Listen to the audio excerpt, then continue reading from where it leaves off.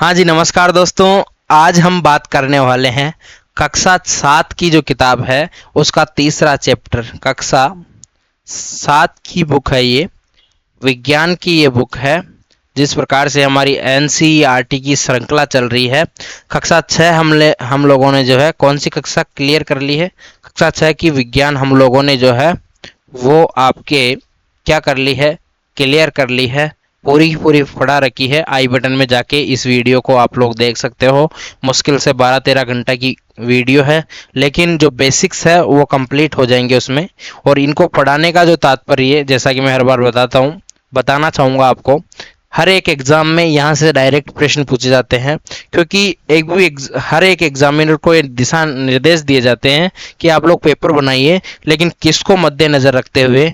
NCERT को मद्देनजर रखते हुए आप लोग पेपर बनाइए। और हर एक बच्चा जो कि बाद में जाके एक बड़े अफसर के रूप में जो है पदोन्नति लेता है, वो एनसीईआरटी पढ़कर ही जाता है, इसीलिए वो एनसीईआरटी में से ही प्रश्न बनाता है। लेकिन अगर हम लोग बात करें कालांतर की या फिर पहले की, जब हम लोग करते थे छठी, सातवीं, आठवीं, नौवीं, 10वीं पढ़ते थे, तब पुस्तकों में थोड़ा सा जो है वो अलग ज्ञान था। आज की पुस्तकों में अलग ढंग से प्रदर्शित किया गया है। आज की पुस्तकें थोड़ी सी हम लोग कहेंगे टेक्निकल ज़्यादा है, चीज़ें आसानी से समझाने के लिए सुयोग्य है। और जब हम लोग किसी कंपटीशन की तैयारी करते हैं, किसी कोचिंग सेंटर में जाते हैं, तो वहाँ भी यही आपको बोला जाएगा कि आप एनसीईआरटी पढ़िए अगर आपको पढ़ना है। और इन्हीं सोर्सेज में से आपके जितने भी क्वेश्चंस है, जो डाउटफुल क्वेश्चन होते हैं, उनमें भी आप लोग जो है वो आपत्ति यहीं से लगा सकते हो। अभी आप लोगों ने सीईटी में देखा, सॉरी सीटेट में देखा, अब सीईटी में जो है 2024 जो आ रही है आपके, अच्छी खासी इसमें साइंस है। और अच्छी खासी साइंस को जो है, एक मिनट, अगर आपको क्लियर करना है तो उसके लिए क्या करना होगा? आप लोगों को इस किताब को आराम से और धीरे धीरे शिद्दत से पढ़ना होगा। गत वीडियो में हम लोगों ने जो है चैप्टर फर्स्ट और सेकंड जो है वो कंप्लीट कर लिया था। ये चैप्टर तीसरा है। चैप्टर का नाम है उष्मा। क्या नाम है? उष्मा। अब उष्मा पढ़ते हैं। केमिस्ट्री और फिजिक्स से रिलेटेड थोड़ा सा रहेगा, तो दोनों ही चीज़ें यहाँ पे आएगी, हालांकि फिजिक्स से ज़्यादा रिलेटेड रहेगा। तो हम लोग करते हैं इसका अध्ययन। आप जानते हैं कि ऊनी वस्त्र जानतव रेशों से बनाए जाते हैं। अब ये भी जानते हैं कि सूती वस्त्र जो है पादप रेशों से बनाए जाते हैं। अगर हम लोग बात करें ऊनी वस्त्र, तो ऊनी वस्त्र किससे बनते हैं? जानतव। जानतव रेशे क्या हो गए? जो आपको जंतु से प्राप्त होंगे, जैसे आपकी भेड़ हो गई, ठीक है। किससे? ऊनी वस्त्र। ऊनी वस्त्र कब पहनते हैं हम लोग? सर्दी में पहनते हैं। तो जो सर्दियों के वस्त्र होते हैं ये जानतव रेशों से बनते हैं। और जानतव रेशे हमें किससे मिलते हैं? जंतुओं से, भेड़ बकरी, इनसे मिलते हैं। और बात करें सूती वस्त्र, जो कि हम लोग गर्मियों में साधारणतः पहनते हैं, ठीक है, तो वो हम लोग कब पहनते हैं? गर्मियों में पहनते हैं। और गर्मियों में ये जो बनते हैं ये पादप रेशों से बनते हैं। पादप रेशे जैसे कि कपास, ठीक है, जानता हूँ, रेशे जैसे ऊन।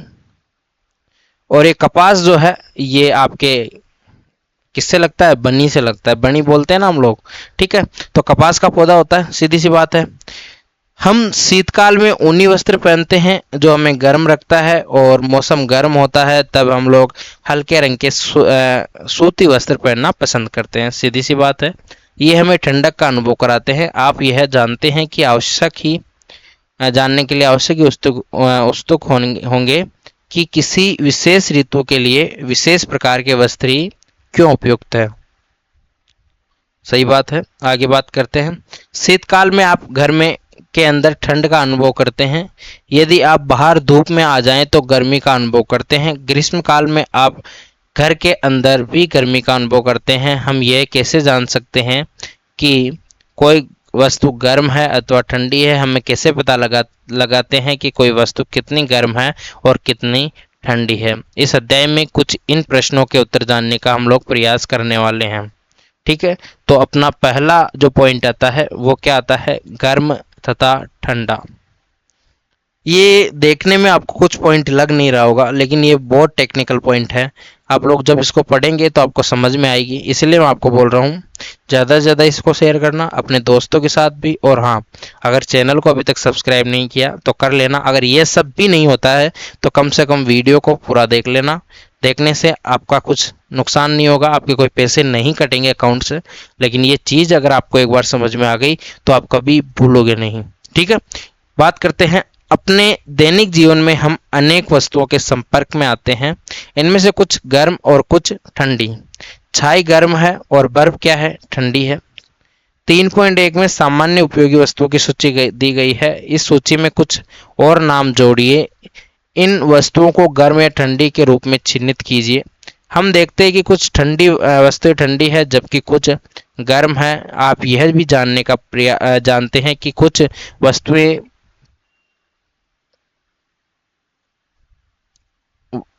वस्तुओं की अपेक्षा अधिक गर्म होती है। मतलब कुछ वस्तुएं जो है अन्य वस्तुओं की अपेक्षा क्या होती है, अधिक गर्म होती है, जबकि कुछ वस्तुएं दूसरों की अपेक्षा अधिक ठंडी होती है। हम कैसे ज्ञात कर सकते हैं कि कोई वस्तु दूसरी वस्तु से अपेक्षा अधिक गर्म है?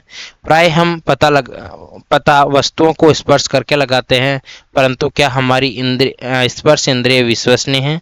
आइए ज्ञात करते हैं। क्रियाकलाप है। क्रियाकलाप में 3 पात्र और बर्तन लेने हैं, ए, बी और सी, और नामांकित कर लेना है। पात्र ए में ठंडा क्या लेना है, पानी। पात्र बी में क्या लेना है, गर्म पानी। और आपके कुछ ठंडा और कुछ गर्म मिलाकर पात्र सी में डाल लेंगे। यानी कि एक जगह तो हम लोग बिल्कुल चिल्ड पानी ले रहे हैं। कैसा ले रहे हैं, ठंडा। यानी ये पानी कैसा है, ठंडा। ये पानी कैसा है, गर्म, बिल्कुल गर्म। और ये कैसा है, गुनगुना,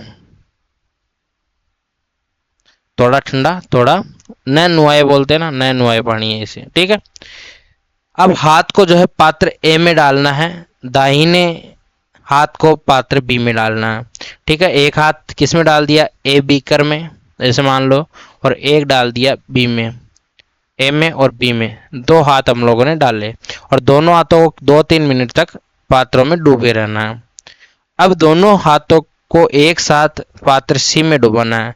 ये पात्र सी है और सी पात्र में जो है वो दोनों ही हाथों को यहाँ से निकाल के दोनों ही हाथों का यहाँ डाल देंगे। अब दोनों हाथों को एक जैसा अनुभव होता है। क्या दोनों ही हाथों को एक जैसा अनुभव होता है? यह निश्चय करने के लिए कि कोई वस्तु गर्म है या ठंडी है हम अपनी स्पर्श इंद्रिय का पर विश्वास नहीं कर सकते हैं। यह हमें कभी भी धोखा दे सकती है। तब हम यह कैसे ज्ञात करते हैं कि कोई वस्तु वास्तव में कितनी गर्म है? किसी वस्तु की उष्णता की विश्वसनीय माप तथा उनके ताप से की जाती है। ताप मापने के लिए किसका उपयोग किया जाता है? तापमापी का। और इसे हम लोग क्या कहते हैं? थर्मामीटर। तो यहाँ से हमें क्या सीखने को मिला कि हम अगर किसी वस्तु को अगर हम लोगों को गर्म करना है या किसी को ठंडा करना है तो ऐसा आवश्यक नहीं है कि हम लोग अपने हाथ से स्पर्श करके देखें। उसके लिए एक निश्चित पैमाना हम लोगों ने तय किया। पैमाने का नाम है तापमापी। ताप कितना होगा, कितने डिग्री सेल्सियस होगा, ये हम लोग मापते हैं और इसको हम लोग तापमापी या थर्मामीटर कहते हैं। अभी बताएंगे थर्मामीटर कैसा होता है। तापमापन। क्या आपने कोई तापमापी देखा है? याद कीजिए कि जब आपको कभी या आपके परिवार में किसी को भी बुखार चढ़ा था तो टेम्परेचर या ताप को मापने के लिए थर्मामीटर जो है उसका उपयोग किया जाता है। जिस तापमापी से हम शरीर के ताप को मापते हैं उसे डॉक्टरी थर्मामीटर कहते हैं। तो डॉक्टरी थर्मामीटर जिससे शरीर के ताप को मापा जाए। किसी थर्मामीटर को अपने हाथ में पकड़िए तथा ध्यानपूर्वक परीक्षण कीजिए कि यदि आपके पास थर्मामीटर नहीं है तो अपने मित्र के साथ सम्मिलित हो जाइए और डॉक्टरी थर्मामीटर चित्र में दिखाए अनुसार दिखाई देता है। ये देखो, कुछ इस प्रकार का जो है थर्मामीटर होता है और इसमें कुछ इस प्रकार से 35, 36, 37, 38, 39, 40, 41, 42 और ऐसे रहते हैं। एक तरफ यहाँ पे जो है डिग्री सेल्सियस में जो है क्या रहता है, पैमाना, और एक तरफ रहता है डिग्री फ़ारेनहाइट में। ठीक है, डिग्री सेल्सियस और डिग्री फ़ारेनहाइट में 2 पैमाना रहता है। अब हम लोग और समझने की कोशिश करते हैं। डॉक्टरी थर्मामीटर में एक लंबी, बारीक तथा एक समान व्यास की कांच की नली होती है। इसके एक सिरे पर एक बल्ब होता है, ये देखो बल्ब लगा हुआ है, ठीक है। और बल्ब में क्या भरा होता है? पारा। पारे को क्या बोलते हैं? Hg। क्या बोलते हैं? Hg। या इसको जो है इंग्लिश में क्या बोलते हैं? मरकरी। क्या बोलते हैं? मरकरी। तो इसमें क्या भरा होता है? मरकरी भरा होता है, ठीक है। बल्ब के बाहर नली में पारे की एक पतली चमकीली धारी देखी जा सकती है, ठीक है। यदि पारे की यह धारी आपको दिखाई न दे तो थर्मामीटर को थोड़ा सा घुमाना है, और जब तक कि आपको उसमें धारी दिखाई देने लगे तब तक उसको क्या करना? घुमाते रहना। थर्मामीटर पर आपको ताप मापने का एक मापक्रम या स्केल दिखाई देता है, जैसे कि ये, ठीक है।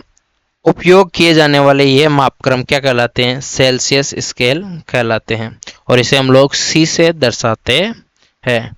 डॉक्टरी थर्मामीटर में हम लोग 35 डिग्री सेल्सियस से 42 डिग्री सेल्सियस तक ही ताप मापते हैं। यानी कि जो डॉक्टरी थर्मामीटर होता है उसमें क्या होता है? 35 डिग्री से 42 डिग्री। यहाँ एक और चीज़ मैं आपको थोड़ा सा डिनोट करना चाहूँगा। दो मापक्रमों में से वह किसे पढ़ें? दो ताप मापक्रम है और किसको पहले पढ़ना है? भारत में जो है हम लोग किसे पढ़ते हैं? सेल्सियस स्केल को अपनाते हैं, ध्यान रखना। यहाँ से ये बात आप तक अब तक हो सकता है कि आपको पता नहीं हो, लेकिन इससे इस किताब से ये चीज़ आपको बहुत मुख्य पता चली कि भारत में किस स्केल को हम लोग अपनाते हैं अगर ताप मापते हैं तो, ठीक है। हमें इसी स्केल का उपयोग करना चाहिए। और दूसरा जो मापक्रम होता है वो फ़ारेनहाइट होता है, एफ से दर्शाते हैं, जिसका परिसर या ताप जो होता है, जिसका रीडिंग जो होती है वो 94 से लेके 108 डिग्री तक होती है। इससे पहले प्रयोग किया जाता था, अब आजकल किसको प्रयोग में लिया जाता है? सेल्सियस में। लेकिन तापक्रम में दोनों ही रहते हैं, फ़ारेनहाइट और दोनों ही जो सेल्सियस है वो रहते हैं। अब देखो थर्मामीटर से कैसे जो है ताप मापें, ये सीखे कि थर्मामीटर को कैसे पढ़ा जाता है। सबसे पहले किन्हीं दो क्रमागत एक के बाद एक बड़े चिन्हों द्वारा निरूपित ताप के अंतर को नोट कीजिए।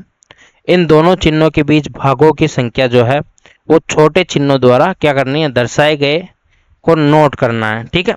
और मान लीजिए कि अगर दो बड़े चिन्हों के बीच 1 डिग्री का अंतर है तथा इन चिन्हों के बीच 5 भाग है, तब हम लोग जो है भाग का मान कितना होगा? 1/5 डिग्री सेल्सियस, यानी कि 0.2 डिग्री सेल्सियस होगा।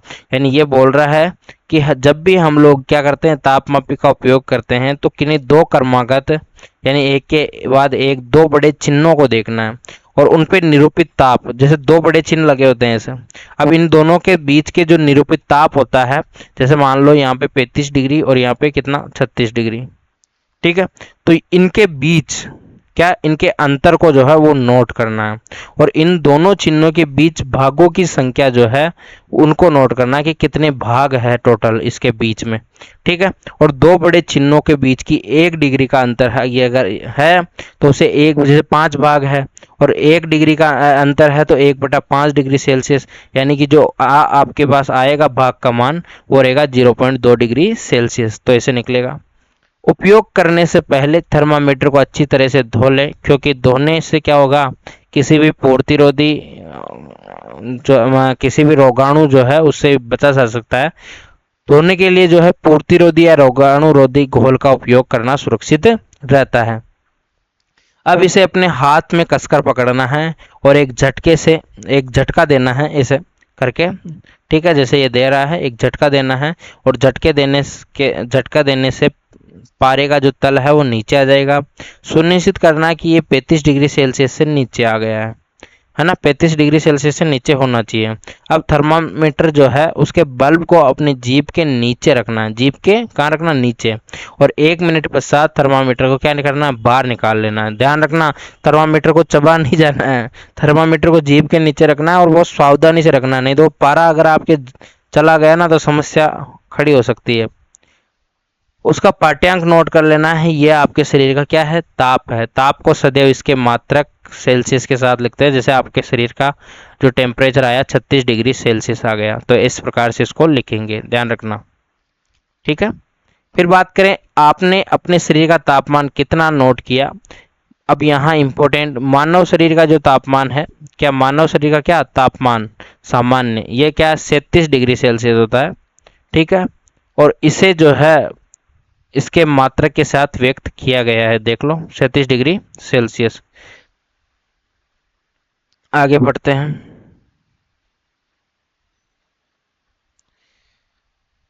डॉक्टरी थर्मामीटर की सहायता से आपने कुछ मित्रों के शरीर का ताप मापिए और अपने परीक्षणों, ये तो आप लोग कर ही लोगे, ठीक है। हम लोग तो इंपॉर्टेंट चीजें पढ़ते हैं। अब देखो, डॉक्टरी थर्मामीटर उपयोग करने के लिए आवश्यक सावधानियां, ये मैं इसलिए बताऊंगा क्योंकि जरूरी भी है आपके, अगर किसी को भी रिलेटिव को इस प्रकार की दिक्कत होती है तो हम लोग जो है आसानी से इसका उपयोग कर सकते हैं। ये 5-10 रुपये का आपको मार्केट से मिलता है, ठीक है। थर्मामीटर का जो उपयोग है उससे उसको करने से पहले क्या करना है, उपयोग करने से पहले इसको धोना चाहिए, और धोने के लिए जो है किसी कीटाणु एंटीसेप्टिक या पूर्तिरोधी का उपयोग करना अच्छा रहता है। अब ये 35 डिग्री से नीचे क्या रहना चाहिए, पारा रहना चाहिए। और थर्मामीटर को पढ़ते समय पारे का जो तल है वो दृष्टि रेखा के सीध में होना चाहिए, जैसे इसने बिल्कुल सामने साम पकड़ रखा है, ठीक है। थर्मामीटर को सावधानी पूर्वक उपयोग करना है, किसी कठोर वस्तु से टकराने पर ये टूट सकती है। थर्मामीटर का उपयोग करते समय इसे बल्ब से नहीं पकड़ना है, ठीक है। बल्ब से नहीं पकड़ना क्योंकि उसमें कोई भी कीटाणु हो सकता है। क्या प्रत्येक विद्यार्थी के शरीर का तापमान 37 डिग्री सेल्सियस है, ये आवश्यक नहीं है। प्रत्येक व्यक्ति का जो तापमान होता है, सामान्य तापमान जो है वो 37 डिग्री का होता है। यह कुछ अधिक अथवा कुछ कम हो सकता है। वास्तव में इस जिसे हम सामान्य ताप या नॉर्मल टेम्परेचर कहते हैं, वह स्वस्थ व्यक्तियों के विशाल समूह के औसत ताप है। यानी कोई जरूरी नहीं है कि आपके शरीर का टेम्परेचर है वो 37 डिग्री सेल्सियस रहे। यहाँ पे एक चेतावनी और बताया है इन्होंने, वह डॉक्टरी थर्मामीटर को गर्म दूध से मापना चाहता है, गर्म दूध का ताप मापना चाहता है पहली ने, ठीक है। यहाँ चेतावनी दी हुई है कि डॉक्टरी थर्मामीटर का उपयोग मानव शरीर का ताप मापने को छोड़कर किसी अन्य वस्तु को ताप मापने के लिए कभी मत करिए। थर्मामीटर को धूप अथवा आग के पास रखने से बचाइए, ऐसा करने से ये टूट सकती है, ठीक है, समझ रहे हो। डॉक्टरी थर्मामीटर को केवल मानव शरीर का ताप मापने के लिए डिजाइन किया गया है। मानव शरीर का सामान्य ताप 35 डिग्री सेल्सियस से कम और 42 सेल्सियस से अधिक होता है। यही कारण है कि इस थर्मामीटर में केवल और केवल जो माप है वो 35 डिग्री सेल्सियस से 42। अब मान लो कोई दूध है, जैसे दूध का कोई गिलास है, ठीक है, जैसे दूध का कोई गिलास है, और इस गिलास में आप लोगों ने जो है 70 डिग्री सेल्सियस का कोई क्या भर दिया है, गर्म दूध भर दिया है, क्योंकि 100 डिग्री सेल्सियस पर तो पानी उबलता है, तो दूध उबलता हुआ इसमें डाल दिया आपने। इसमें जैसे ये थर्मामीटर डाला, थर्मामीटर हो सकता है फूट जाए। क्यों फूट सकता है, क्योंकि ये तो कब तक कितना माप सकता है, ये तो 42 डिग्री सेल्सियस ही माप सकता है। तो ये भी आपको ध्यान रखना है। अब प्रयोगशाला तापमापी क्या होता है, हम अन्य वस्तुओं के ताप कैसे मापते हैं, इसके लिए अन्य तापमापी काम में लाते हैं। ऐसा ही एक तापमापी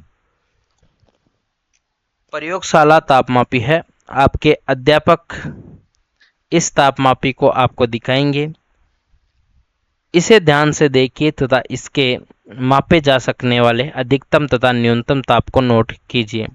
प्रयोगशाला तापमापी का जो परिसर होता है वो कितना होता है, -10 डिग्री, यानी -10 डिग्री तक ये जो है माप सकता है, और ज़्यादा से ज़्यादा 110 डिग्री सेल्सियस तक ये माप सकता है, ठीक है। जैसे आपने डॉक्टरी थर्मामीटर में किया था, ठीक उसी प्रकार से इस तापमापी का उपयोग भी किसी सबसे छोटे भाग द्वारा दर्शाए जाने वाले ताप का माप ज्ञात करना है।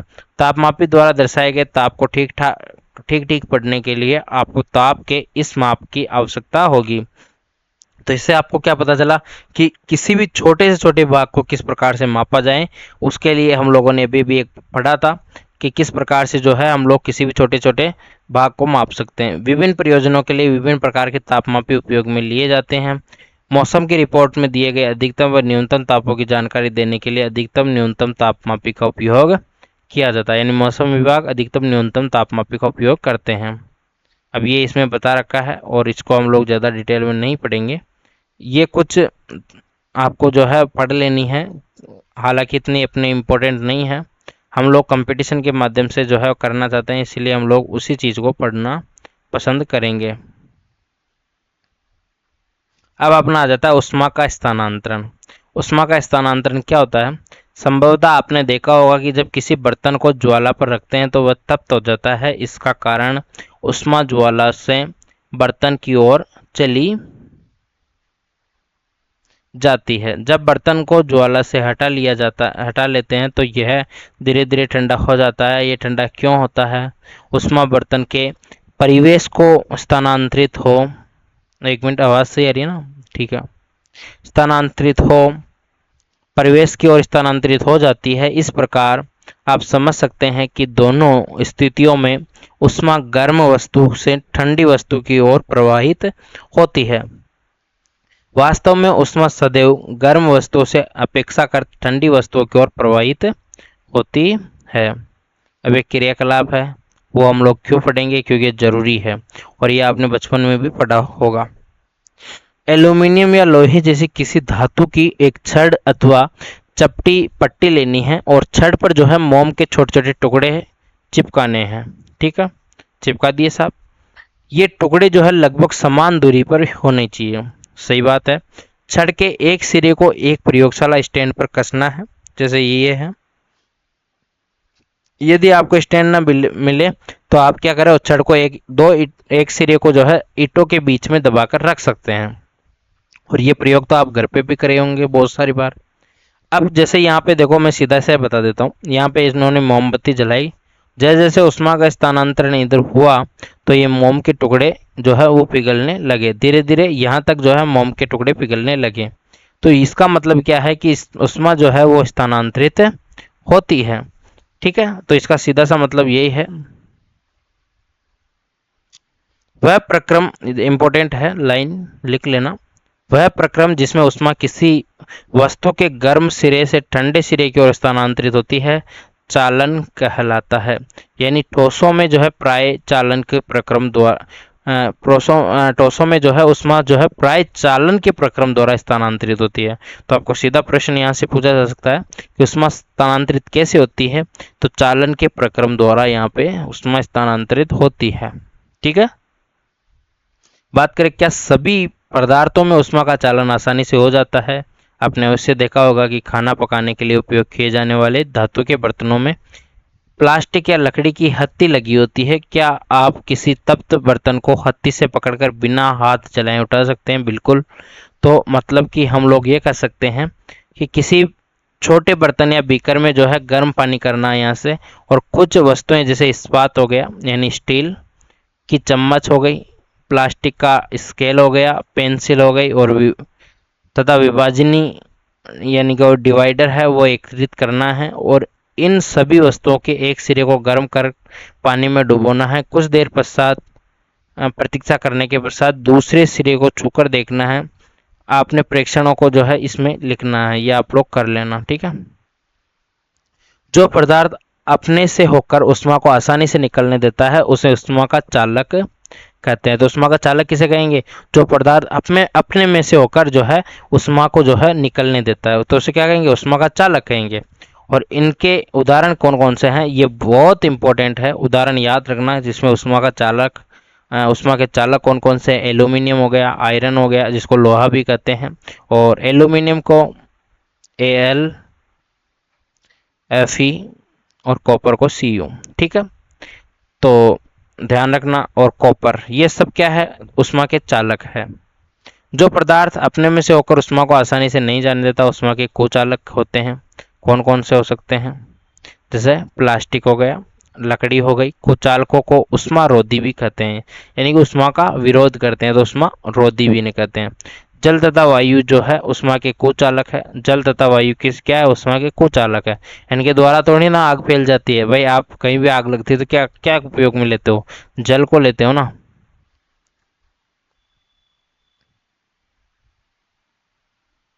क्रियाकलाप दे रखा है, इंपॉर्टेंट है इसलिए मैं यहाँ से बता देता हूँ कि वह प्रक्रिया तब तक चलती रहती है। ये बोल रहा है कि कोई प्रक्रिया है और उस प्रक्रिया में ये क्या कर रहा है, देखो सीधी सीधी सी बात है।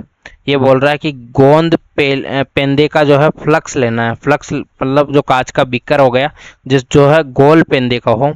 ठीक है, यदि फ्लक्स जो है उपस्थित नहीं हो तो एक बीकर ले लो और इसे जो है जल के 2/3 भाग से भरना है।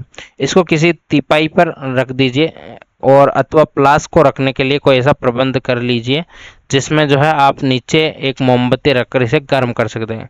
फ्लास्क में जल के स्थिर होने की प्रतीक्षा करना है और एक स्ट्रो की सहायता से फ्लास्क के पेंदे पर पोटेशियम परमैंगनेट का एक क्रिस्टल धीरे से रखना है।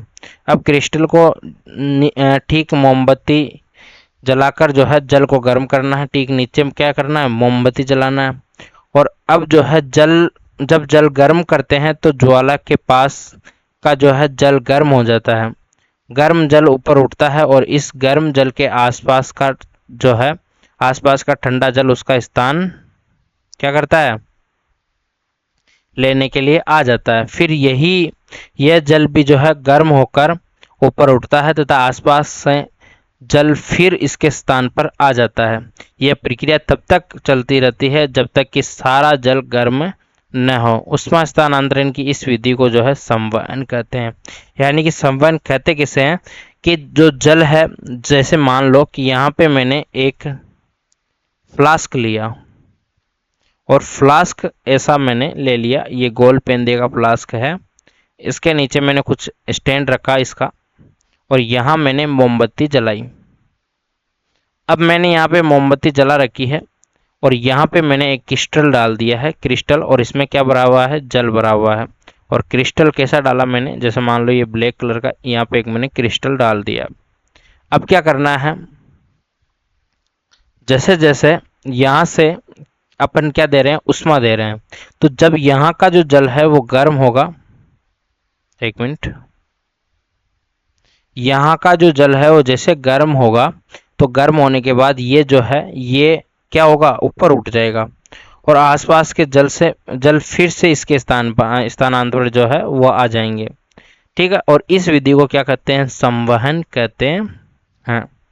वायु में उष्मा का स्थानांतरण किस प्रकार होता है, धुआं किस दिशा में जाता है, उष्मा स्रोत के पास की वायु गर्म होकर ऊपर उठ जाती है। इस प्रकार यह वायु भी जो है गर्म हो जाती है और ये प्रक्रिया चलती रहती है। क्रियाकलाप 3.9 द्वारा आप जो है इस विचार पर पुष्टि कर सकते हैं। अब ये थोड़ा सा क्रियाकलाप है जो कि हम लोग अध्ययन नहीं करेंगे, हम लोग सीधा सा पढ़ेंगे। यहाँ पे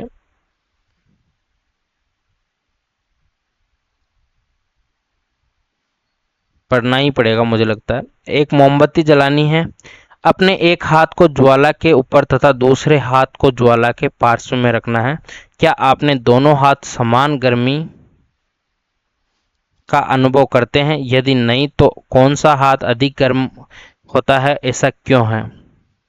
ध्यान देना है कि ऊपर की ओर वायु संवहन द्वारा गर्म होती है, इसलिए ज्वाला से ऊपर का हाथ जो है वो गर्मी अनुभव करता है। तथापि जो ये आपको जो है एक मोमबत्ती जला लेनी है। अब एक हाथ तो आपने इधर रखा, एक हाथ क्या है, ये ऊपर है, तो जल्दी गर्म कौन सा हाथ होगा, ये होगा, जबकि ये ज़्यादा पास में है। लेकिन जो ज्वाला है ये ऊपर की तरफ उड़ रही है, तो ये ऊपर उठने के कारण जो है वो क्या हो रहा है, यहाँ पे ज़्यादा गर्मी किसको, ये ऊपर वाले को अनुभव होती है। तथापि पार्श्व की वायु संवहन द्वारा गर्म नहीं हो पाती, इसलिए यह वायु लोक के ऊपर की ओर वायु जैसी गर्म नहीं लगती। तटीय क्षेत्रों में रहने वाले लोग एक मनोरंजन परिघटना का अनुभव करते हैं। दिन के समय स्थल या धरती जल की अपेक्षा शीघ्र गर्म होता है और स्थल के ऊपर की जो वायु है वो गर्म होकर ऊपर उठती है। इसका स्थान लेने के लिए समुद्र की ओर से ठंडी वायु जो है स्थल की ओर बहती है। चक्र को पूरा करने के लिए स्थल की और गर्म वायु समुद्र की ओर बह जाती है। समुद्र की ओर आने वाली जो वायु है उसको समुद्री समीर कहते हैं। समुद्री समीर को की ठंडी वायु का लाभ उठाने के लिए तटीय क्षेत्रों में भवनों में खिड़कियां समुद्र की ओर बनाई जाती है। रात्रि में यह प्रक्रम ठीक विपरीत हो जाता है। समुद्र का जो जल है वो स्थल की अपेक्षा धीमी गति से ठंडा होता है, इसलिए स्थल की ओर से ठंडी वायु समुद्र की ओर बहती है।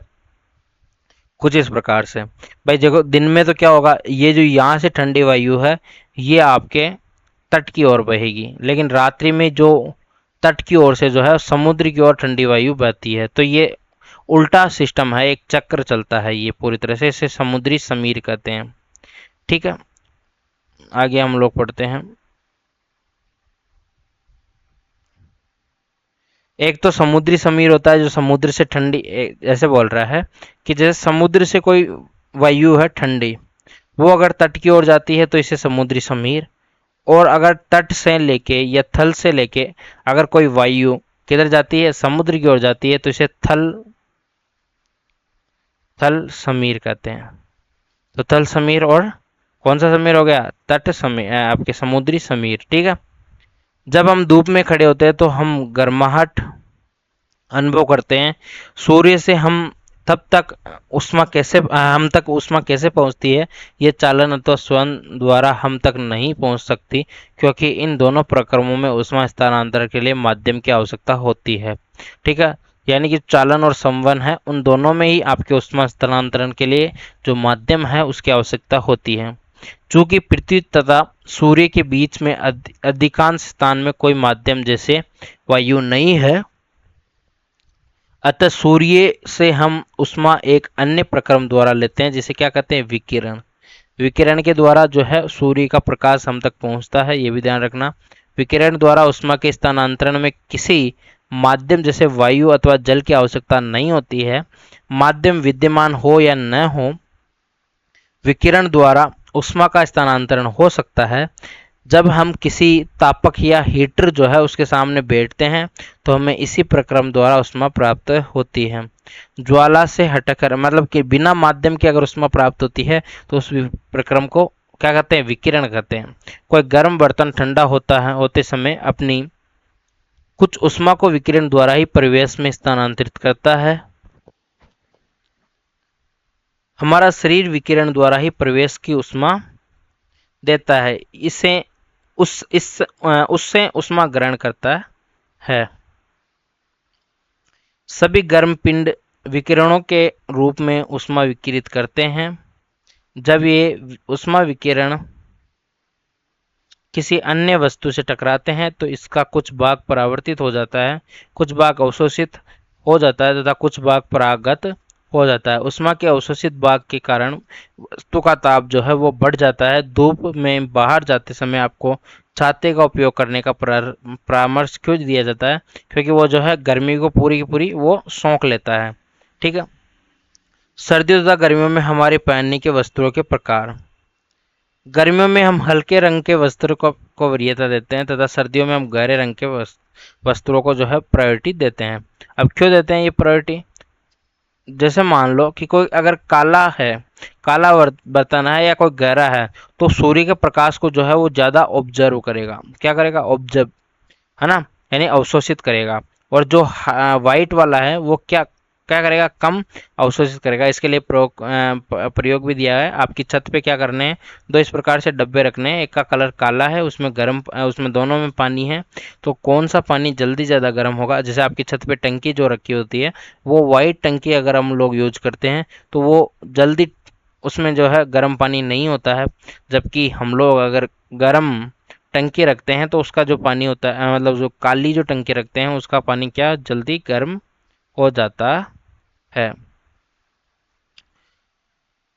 सर्दियों में जो है ऊनी वस्त्र हमें उष्ण बनाए रखते हैं, क्यों, क्योंकि जो सर्दी में जो है हम ऊनी वस्त्र जो पहनते हैं, ऊन उष्मा रोधी होती है और इसके अतिरिक्त ऊन के रेशे के बीच में जो वायु है वो पस जाती है। यह वायु हमारे शरीर की उष्मा को ठंडे परिवेश की ओर विकसित होने से रोकती है, विकृत होने से रोकती है। हमें उष्णता का अनुभव होता है। मान लीजिए सर्दियों में आपको एक मोटे कंबल अथवा एक के ऊपर एक जुड़े दो पतले कंबलों में से किसी एक का चुनाव करना है, तो करने का उपयोग करने की छूट दी जाए तो आप इनमें से किसे चुनेंगे। याद रखिए, दो कंबलों के बीच वायु की एक परत विद्यमान है, तो हम लोग दो कंबलों को उपयोग करेंगे। अब हम लोग क्या पढ़ेंगे आज, किसी वस्तु की उष्णता की कोटि ज्ञात करने के लिए हम सदैव स्पर्श इंद्रियों का विश्वास नहीं कर सकते हैं। तो आप किसी वस्तु की उष्णता कोटि करने का माप है, यानी टेम्परेचर, जिसको टी से हम लोग दर्शाते हैं, स्मॉल टी से। तापमापी वह व्यक्ति जिससे क्या मापा जाता है, ताप मापा जाता है। और डॉक्टरी थर्मामीटर का उपयोग शरीर का ताप मापने के लिए किया जाता है और इसका जो परिसर होता है वो 35 से 42 डिग्री सेल्सियस होता है। ठीक है। और जो आपके प्रयोगशाला तापमापी होता है उसका परिसर -10 डिग्री से 110 डिग्री सेल्सियस होता है। मानव शरीर का सामान्य या औसत तापमान 37 डिग्री, और अगर हम लोग फ़ारेनहाइट में देखें, वैसे हमको ज्ञात नहीं करना चाहिए, 98 डिग्री फ़ारेनहाइट। ठीक है। उष्मा उच्च ताप के पिंड को निम्न ताप के पिंड की ओर स्थानांतरित होती है। एक वस्तु से दूसरी वस्तु में उष्मा 3 प्रक्रमों द्वारा होती है: चालन, संवहन और विकिरण। चालन हमने पढ़ा, संवहन हमने पढ़ा और विकिरण भी पढ़ा। ठीक है। विकिरण जो सूर्य का प्रकाश से सूर्य से पृथ्वी पर, या फिर विकिरण जो है वो बिना किसी माध्यम के अगर आपके पास उष्मा है तो उसे क्या कहेंगे, विकिरण कहेंगे। ठीक है। तो ये सब चीज़ें मैंने आपको ऑलरेडी बता चुका हूँ और आपको थोड़ा सा मैं माफ़ी चाहूँगा कि आज की कक्षा यहीं ख़त्म करनी पड़ेगी। देखो आजकल क्या है कि बरसात का मौसम चल रहा है और बरसात के मौसम में लाइट बार बार जाती आती रहती है। उसके बावजूद मैं आपकी कक्षा लेता हूँ और मेरे भी बहुत सारे काम होते हैं, वो करने के बाद में जो है कक्षा लेता हूँ। मैं आपसे गुजारिश करूँगा, अगर आप लोगों ने अभी तक हमारे वीडियो को जो है वो अगर लोगों के पास शेयर नहीं किया तो किया कीजिए। दूसरी बात, अगर चैनल को सब्सक्राइब नहीं किया तो कर लेना, लाइक नहीं किया तो भी कर देना, अगर पसंद आए तो, नहीं आए तो कोई बात नहीं। और दूसरी बात, एक प्यारा सा कमेंट कर दीजिए। ठीक है। तो मिलते हैं किसी और अन्य वीडियो में। कल हम लोग चौथा पार्ट, पांचवा और चौथा एक साथ कर लेंगे। ठीक है। तो आज की कक्षा हम लोग यहीं विराम देते हैं। तब तक के लिए राम राम सा, शुभ दिन, जय श्री राम।